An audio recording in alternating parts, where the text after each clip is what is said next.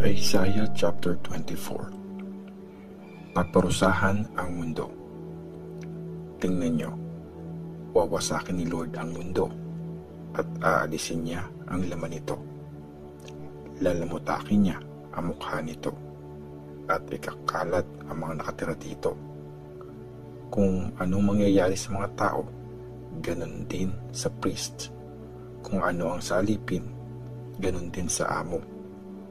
Kung ano mangyayari sa bumibili, ganun din sa nagtitinda. Kung ano sa nagpapahiram, ganun din sa nanghihiram. Kung ano sa nagpapautang, ganun din sa nangungutang. Ang mundo ay talagang mawawasak at malilimas ng todo. Kasi sinabi na ni Lord ito. Nagluluksa ang lupa at nalalanta. Nanghihina ang mundo at nalalanta, kasama din ang langit at lupa. Naging madumi ang lupa dahil sa mga naninirahan dito, kasi nilabag nila ang batas, sinuway ang mga instructions, at sinira ang walang hanggang kasunduan. Kaya tuloy lumaganap ang sumpa sa lupa at nagdusa sa kanilang pagkakamali ang mga nakatira. Kaya nasunog ang mga nakatira sa lupa at konti na lang ang natira. Nauubos na ang alak, natutuyot na ang ubasan, naging malungkot lahat ng masayahing tao. Tumigil na ang saya ng tugtog ng tamburin, ingay ng galak nawala na din. Ang saya ng tugtog ng harp tuluyang natigil. Di na sila umiinom ng alak habang kumakanta. Mapait na ang matapang na alak sa mga umiinom nito. Wasak na ang magulong city. Nakasara ang bawat bahay para walang makapasok. May sigawan sa kalye dahil kulang na ang alak. Lahat ng kasayahan lumipas na. Ang galak sa lupa ay naglaho na. Tira-tirang guho na lang ang naiwan sa city. Durog-durog na ang mga gate. Ganito ang mangyayari sa lahat ng bansa sa buong mundo. Mauubos gaya ng puno ng olive pag pinitas na ang bunga. Tulad ng ubasan pagtapos ng mag-ani. Sumisigaw sila, kumakanta sa saya. Ang kapangyarihan ni Lord sinisigaw nila mula sa west. Kaya kayong nasa east, purihin nyo si Lord. Mga taga-tabing dagat, purihin ang pangalan ni Lord. I-honor nyo ang Diyos ng Israel. Mula sa dulo ng mundo, naririnig natin makanta ng papuri, parangal sa Diyos na matuwid. Pero sabi ko, hinang-hina ako, nawawalan ng pag-asa, kawawa ako. Mga traidor, patuloy sa pagtatraidor. Pagtatraidor nila ay lalong lumala. Matinding takot, hukay at trap nakaabang sa inyo, mga nakatira sa lupa. Ang taong tumatakas dahil sa takot, malalaglag sa hukay. At ang taong maahon sa hukay, mahuhulog sa trap. Kasi nagbukas na ang bintana ng langit at mga pundasyon ng mundo ay nanginig. Wasak na wasak ang mundo, mabibiyak na ang mundo, malakas na niyayanig ang mundo. Pasuray-suray ang mundo na parang lasing, parang kubong pasayaw-sayaw sa bigat ng pinapasa nitong kasalanan. Matutumba at di na makakabangon pa. Sa araw na yon, paparusahan ni Lord ang mga makapangyarihan sa langit at ang mga hari sa lupa. Magsasama-sama sila bilang mga preso sa hukay. Mananatili sila sa kulungan. At pagkatapos ng maraming araw, paparusahan sila. Maglalaho ang liwanag ng buwan, mahihiya ang sikat ng araw. Kasi maghahari si Lord na makapangyarihan sa Mount Zion, sa Jerusalem, at sa harap ng mga elders nito. Papakita niya ang kanyang glory. Isaiah chapter 25. O Lord, purihin ka. O Lord, ikaw ang Diyos ko. Itataas kita.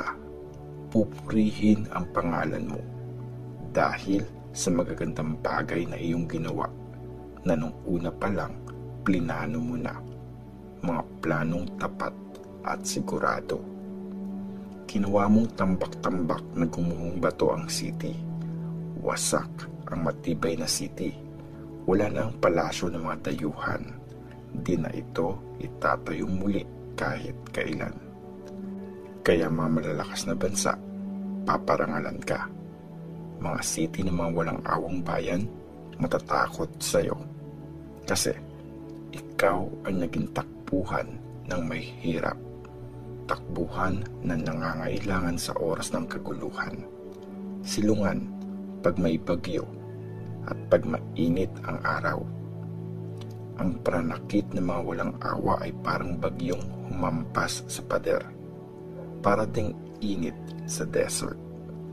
Pinatahimik mo ang ingay ng mga dayuhan, gaya ng init ng araw na tinakpan ng ulap.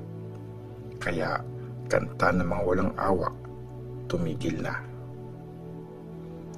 Naghanda ang Diyos. Sa bundok na ito, maghahanda si Lord na makapangyarihan para sa lahat ng bansa. Maghahanda ng pinakamasasarap na pagkain at alak. Malinamnam na karne at mamahaling wine ang ihahanda. At sisirain niya sa bundok na ito ang talukpong na nakakover sa lahat ng tao. Kalungkutang bumabalot sa lahat ng bansa. Forever niyang wawasakin ang kamatayan, at sa lahat ng mata, papahirin ng Diyos ang mga luha. Aalisin niya sa kahihiyan ang bayan niya. Ito ang sinabi ni Lord. Sasabihin sa araw na yon, siya ang Diyos natin. Hinintay natin siya para iligtas tayo. Siya si Lord na hinintay natin. Magsaya tayo at mag-celebrate sa kanyang pagliligtas. Ibabagsak ang Moab.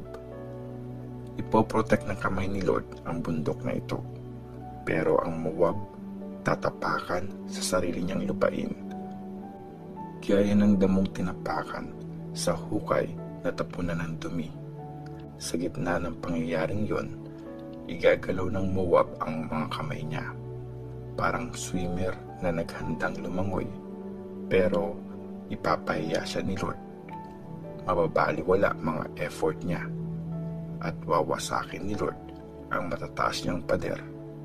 Ibabagsak, dudurugin ng pinong-pino. Isaiah chapter 26. Papanalunin ng Diyos ang bayan niya. Sa araw na yon, kakantahin ang kantang ito sa lupain ng Juda. Matibay ang city natin. Ang Diyos ang magliligtas sa atin, parang ating mga pader. Buksan ang mga gates para makapasok ang tapat na bayan, ang bayan na matuwid. Pinoprotect mo, Lord, binibigyan ng lubos na kapayapaan ang taong may isip na di pabago-bago. Kasi nagtitiwala siya sa iyo. Magtiwala kay Lord forever. Kasi si Lord God ang laging nagdi-defend sa atin. Binaba niya ang matataas, mga nakatira sa mataas at matibay na city. Binagsak niya ang city, binagsak sa lupa, dinurog ng pinong-pino. Tinapaktapakan ito na mahihirap, hinakpangan ng mahihina. Patag ang dinadaanan ng matuwid. Inaayos mo ang daan ng matuwid. Lumalakad kami ayon sa mga batas mo. O Lord, umaasa kami sa iyo.